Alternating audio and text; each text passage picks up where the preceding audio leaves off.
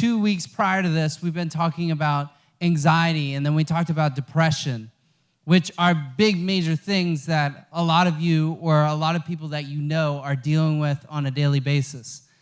And tonight we're going to be talking about imperfection, right?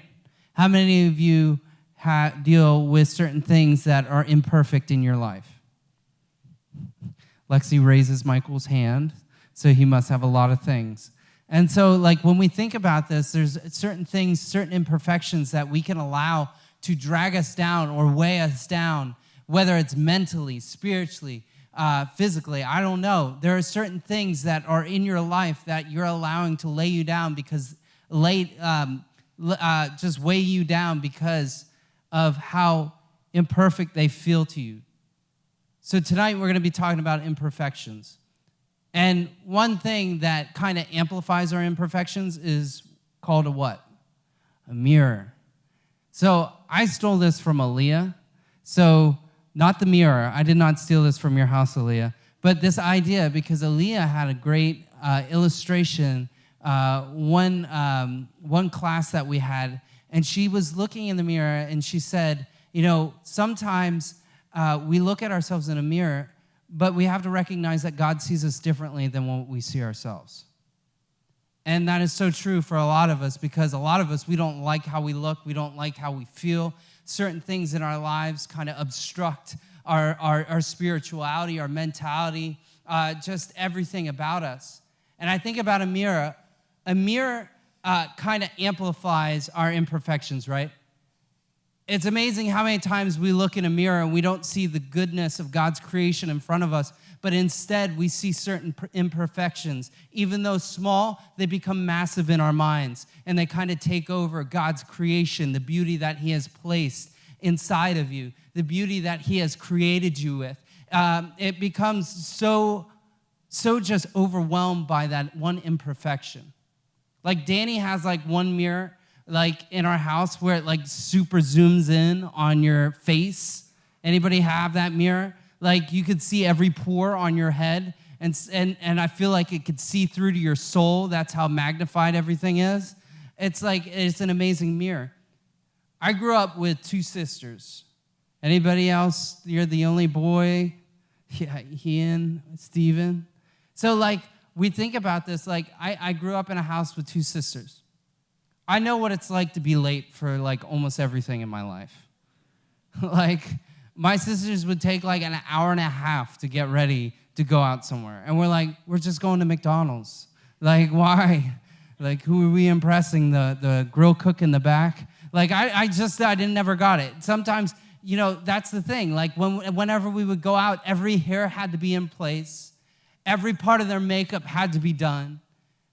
Everything had to be perfect in order for us to leave. Everything had to be in place before we stepped outside of our house. Some of us, that's the same way with our relationship with God. We're like, God, you can't use me. I can't step into the things that you have for me until everything is perfect. That's where some of you are. You're like, God, I will serve you. I will do whatever you want for me and from me once I get everything in a line, once I get my ducks in a row. Once I am just fully spiritually perfect, then I'll move into the promises you have for me. But right now, I'm just an imperfect person that you cannot use. And so some of you are stuck because you're waiting to be perfect. And so we're going to be talking about imperfection a little bit today. And the one thing that the way they describe imperfection is a fault, a blemish, an undesirable feature, the state of being faulty or incomplete. So we're going to look at Jeremiah chapter 1, verse 4 through 7. And this is when Jeremiah was called to a certain people group, and God was speaking to him to go. So the Lord gave me this message. I knew you before I formed you in your mother's womb. Before you were born, I set you apart and appointed you as my prophet to the nations. O sovereign Lord, I said, I can't speak for you. I'm too young. The Lord replied, don't say I'm too young, for you must go wherever I send you and say whatever I tell you. So in this moment, Jeremiah, the Lord had told him that I had formed you, I have set you apart. But Jeremiah's response to God in that moment was like, God, you can't use me. I'm too young, I can't speak, no one will take me serious. There are certain things in my life that isn't fully developed where you can't use me. And some of you are in that waiting where you're like, God, I know that you have a plan and a purpose for me, but I can't walk it out right now. And some of you are wasting time and okay with wasting time right now because you feel in your mind and in your heart that you're imperfect. God wants you to move, but some of you are allowing your imperfections, your flaws, the things that are in your life right now to be the determining factor of why you can't move forward. And so like Jeremiah, you've already told God that your imperfections are bigger than his grace, bigger than his mercy, and bigger than his love for you. And so I can't move in that, God. Your sovereignty, that means his rulership, his ownership over your life, doesn't mean anything because my imperfections are bigger than his sovereignty. And a lot of us have been stuck in this lie, this mindset that that's the way things are and that's how they'll always be. Some of you are allowing your imperfections to be why God can't use you, why God can't love you, and why you can't be in the will of God is because of this imperfection, because of these things that are happening in my life. God can't use me. And what the devil wants to do is he wants to amplify these imperfections so that you think that they're a lot bigger than God's calling on your life. I can't be used by God. Like the things that I've done in my past, the things that I've walked through, the things that I'm still walking through, I can't be used because I have not fully recovered from these yet. So let's talk about how we deal with these. So you have to remind yourself that first and foremost that God creates. See, it says, before I formed you in the womb, I knew you. Psalm chapter 139 says, you made all the delicate inner parts of my body and knit me together in my mother's womb. Thank you for making me so wonderfully complex. Your workmanship is marvelous. How well I know it. You saw me before I was born. Every day of my life was recorded in your book. Every moment was laid out before a single day had passed. See, God wanted to remind Jeremiah that he had created him. That God had created him for a reason, that he had created him for a purpose, that he had pre-selected Jeremiah for a reason, and he wanted Jeremiah to live in that purpose and in that reason. God has created you for a specific purpose in this specific time, and some of you aren't moving in it because you feel like you're inadequate, but you're not. So when I was in college, I was told that going to an art museum would be fun, a paint gallery. And you know what? Do I look like a person that knows a lot about paintings? Does it look like I'm a person that cares a lot about paintings? So some of my friends are like, it's going to be fun, it's going to be wonderful, you need to go. I was like, okay, but I doubt it's going to be that. But I went anyway, and guess what? I was right. It was awful. I remember looking at these paintings and thinking, this is awful. Whoever put these up must think that this is actually art. It looked like someone vomited on a canvas and said, that's beautiful. This is it's so ugly. And I was like, yeah, my cousin, he's like 2 years old. He can do the exact same thing. Maybe I could sell it for $1,000. Like, the crazy thing about this is, you laugh when I say, like, I could sell that for $1,000, but some of these were going for thousands upon thousands of dollars. And I was like, oh my gosh, my college tuition would be paid for if I just go into finger painting. Like, that was my mindset, because that's what it looked like. And so when I went through and I saw the value of these paintings, this is what I want you to understand. The value of those paintings weren't determined by my perspective, but the author of those paintings. The value of your life isn't determined by your perspective, by anybody else's perspective, by what your friends say, by what your family says, but it's determined by the Creator who has created you. And that's where your value comes from. Some of us, we think that the world sets the standard for the value of our lives, and then we move in that and we never reach perfection. We're just continually chasing after this perfection that the world says that we need to follow after, and we never reach it, so we always live our lives in this continual imperfection. God is calling you beyond that because he's saying the value isn't found in what people say about you. The value isn't found in who you think you are or who people say you are. It's in what I say you are, and it's in how I've created you. It's not in anything else.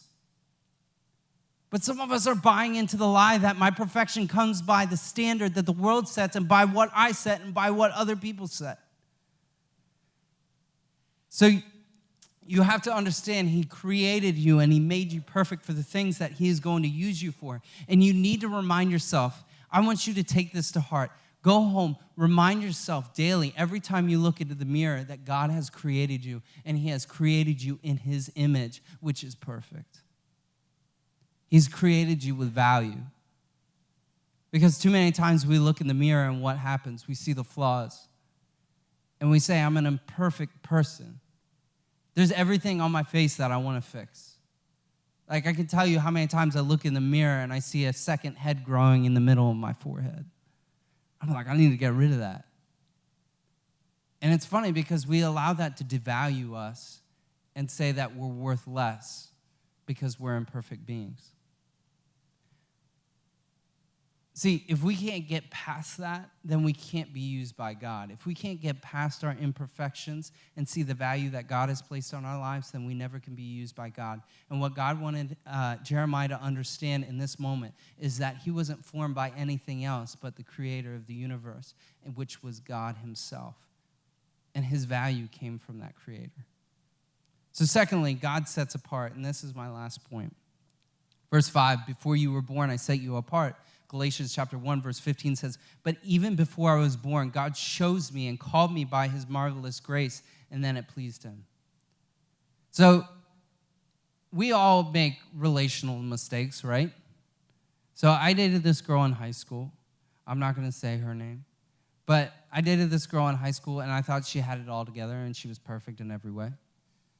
Except she was blonde. I'm just joking. You know, you could be smart and blonde at the same time. But I remember I had dated this girl, and I think one of the biggest flaws was she could not sing for the life of her. And guess what she loved doing? Singing. Good gosh. And I remember she would sing, and it wasn't like, you know, there are certain people that are really good at singing. There are certain people that can sing. Like, there are certain people that can sing, and you don't have to be really good at singing, but you can sing. Like, she could not, and she was, like, trying really, really hard. And I remember that everybody no one had the heart to tell her that she couldn't sing. It was like her parents would say, oh, yeah, you're good. And it's just like the torture for everybody else was because her parents were not telling her the truth. But she continued, and she continued to follow that passion. She continued to sing in front of people, and she continued to follow after that dream. You know, the one thing that I want us to understand from this funny illustration is we chase after things we were never meant to catch. A lot of times what happens, the reason why, I want you to understand this. If you take anything away from this, I want you to understand this. Sometimes we chase after things that we were never meant to catch. In other words, sometimes we have certain goals and certain things that we place in our lives that the world has actually influenced us on and said that you need to reach this. This is what you're called to do. This is what you're meant to do. And this is what I want to do. And so we chase after these things, and then when we never catch them, we still feel this imperfection that boils down inside of us and say, you know what, I never reached that goal. I never reached that purpose. Why am I not good enough? And we continue to live in that. Guess what? when you chase after the things of God, his desires, his purposes, and this isn't saying that you have to be a pastor, you have to be anything in ministry, but this is saying when you run after the calling of God and his desires and his ways, you will reach what he has called you to reach. And when you reach that, then you'll finally find peace in who you are. Some of you are running after things that you were never meant to chase after and you were never meant to catch, but you continue running after them, and then you think you're imperfect because you've never reached them. God is saying right now, in this moment, if you're in here and that's where you're at, he's saying, listen to what I have called you to do, not what you want to do, or not what other people tell you you should do, or what you're good at. I want you to do what I have called you to do. You will find peace in that. Some of you haven't had peace in a while because you've been chasing after the wrong things. Some of you continue to run after your own heart, your own desire, your own wants, everything that you want to see happen in your life, and then you wonder why God's not doing anything in your life. It's because when you chase after the things of your own heart, you run farther and farther away from his heart. But when you chase and you go after his heart, which means when you love the things of God, you love the people, you love his word, you love everything about God, you just bask in his presence. When you come in here to worship, it isn't about you and it isn't about an experience. It's about being with the God who has created you perfect. It's about being with him and chasing after him. And so you also have to think that you need to chase after the things of God so that you can catch the things of God, and then you will find peace. To set apart means to select someone for a specific purpose or mission. God reminded Jeremiah that he had selected him to be born for a purpose. And I want you to understand this. Sometimes it takes time to receive your purpose. Just because you haven't seen it yet doesn't mean that God's not working. Just because you haven't felt it yet doesn't mean that God isn't working through your life. Just because you haven't tasted it yet doesn't mean that God isn't working yet. Sometimes we just have to be patient, and we got to continue chasing the things of God. So in this moment, I'm going to ask Ian if he would come forward. And I really want us to get this because I think sometimes we wonder why. How many of you wonder why that your relationship with God isn't where it should be? Anybody else? I've been there. Like, it's not a shameful thing to raise your hand for something like that. I want you to understand that. Some of us, we wonder why God isn't taking us to the next level and why we feel like this longing or this void or this imperfections that are happening in our lives that we're chasing after. We're chasing after the world's view of beauty. We're chasing after the world's view of what it means to be popular. We're chasing after the world's view of what it means to be a good person. We're chasing after the world's view of everything and anything, and then we wonder why we're imperfect. It's because we're chasing after the wrong thing. How many of you want to come to a place where you look in the mirror and you see what God has created and you say, I can see the beauty? How many of you want to be able to look in the mirror and be able to see God's creation? Nothing made by man, nothing determined what's beautiful, but knowing that your true value comes from your Creator and by no one else or nothing else. Do you want that peace? Do you want to understand what that peace feels like and not having to wake up every morning? I mean, you should still get ready in the morning. Let me just say, you don't want to go to school looking like Sasquatch, but you want to go and look in your mirror and be able to see what God sees.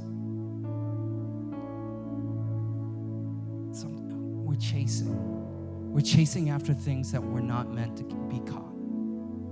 We just continue to run. And some of us, we're running ourselves ragged.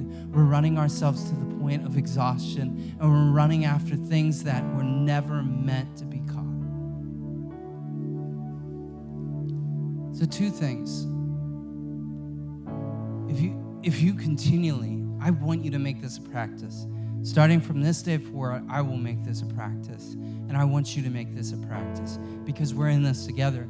And I'm going to hold you accountable, and I want you to hold me accountable. But I want you to be able to look at yourself in the mirror and be able to say, I am God's creation. That sounds weird.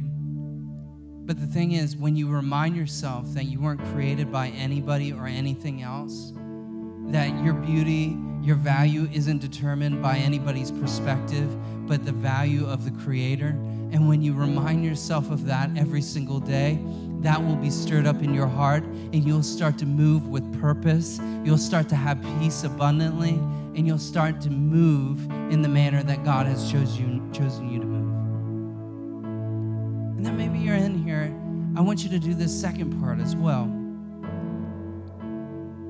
You're in here and reminding yourself to seek the will of God for your life. Can I send out a second challenge to you? We talked about this in our meeting. How many of you take your cell phone with you when you pray? Anybody? How many of you have it setting on your nightstand wherever you're at when you pray, when you kneel?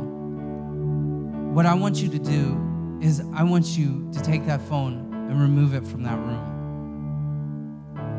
Because a lot of times we wonder why God doesn't speak to us when we seek Him. It's because He knows that once that phone rings, something better has come up, and that has disrupted our conversation with Him.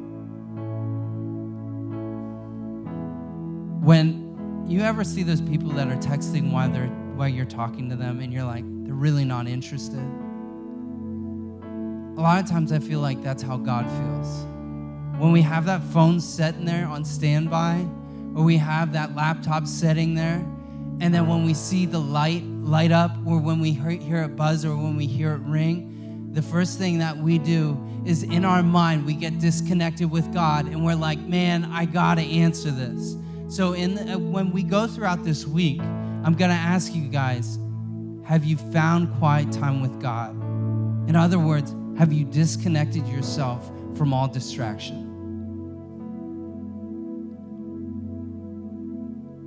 So as we stand.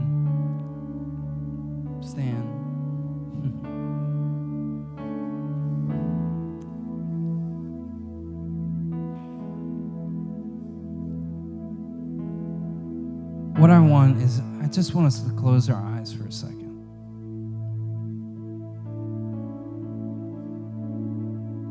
What are you dealing with right now? What imperfections come to mind? And I want you to ask yourself this question. Who am I trying to please? Is it God? Is it my parents? Is it my friends? Am I chasing after things that were never meant to be caught? Maybe you're in here and you feel like you've lost your value, that God can't love you, God can't use you. You're like Jeremiah, God, but I can't because all the things that have happened in my life. I can't. I just want to pray for you for a second. Dear Heavenly Father, we just thank you. We just pray over each and every student in this room. I just pray that you would tell them that they are loved, that they are only complete by your grace, that there is nothing in this life, God, that can give them value, only what has been created by the Creator. That is what brings value. It's not my perspective, it's not anybody else's perspective, but it is the value that has been created within us by our Creator. I pray for each and every student that is chasing after the wrong dream, that has been actually running away from you, and they felt this distance, this divide in between you and them. I pray that you would speak to them and break their heart right now and help them to recognize that they are running away from your purpose, from your promise, from your goodness, from your love, from your mercy, from all the things that you have called them to.